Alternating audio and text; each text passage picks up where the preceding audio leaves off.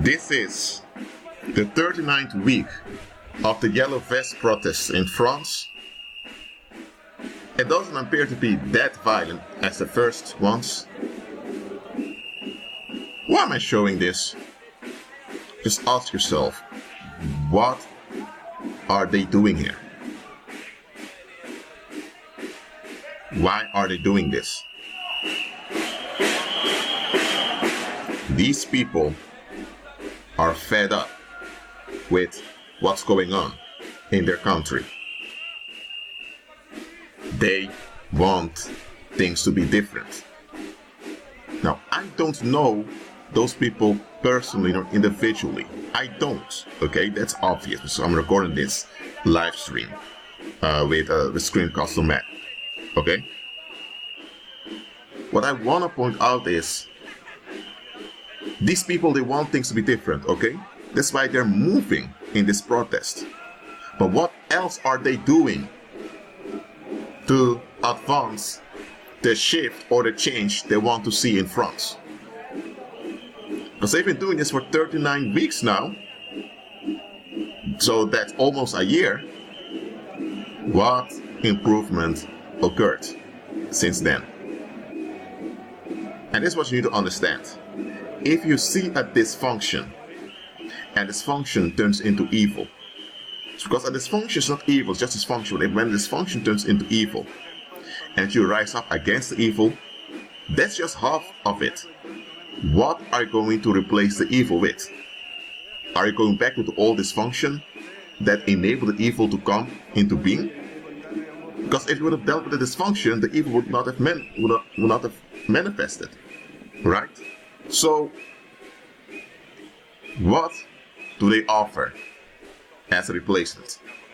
Or are they just screaming out that they want to change, but they don't actually comply with the justice that has to deliver the change?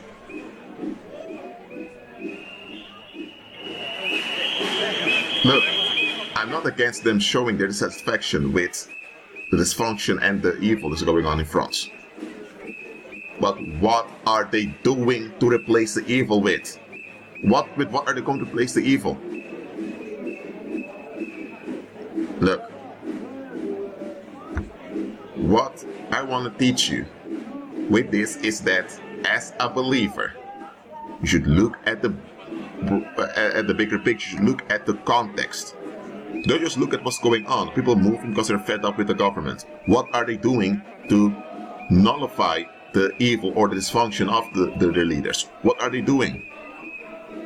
So as a believer, there's nothing wrong with you walking with a movement, because you will deal with movements in this lifetime, okay? You can't just lock yourself up in your apartment or in your flat, and wait until Christ returns. No. There's nothing wrong with walking with a movement in itself. But that movement, where does it lead to? Who's leading the movement? And the moment you realize that people don't actually want to get things done to secure the better, then why do you keep walking with the movement? Because if a movement doesn't lead to the better, that means it's either leading to stagnation or it's leading to worse. Now chanting the Christ. How many of these people here know Christ? How many of them have faith in Christ? How many are willing to renew their mind and to forfeit demonic patterns? How many of them are willing to do it? I know you can't answer that question because you're not really there. You don't have all the information about these people, but how many of them do you think are willing to do all of that? Well, you can guess based on the attitude they display that many of them are not interested in looking at the bigger picture, nor in finding long-term solutions. I'm not picking on the yellow vest here. There are people who genuinely want change, and they think that participating in such things will contribute to change. Well, I'm telling you, it won't.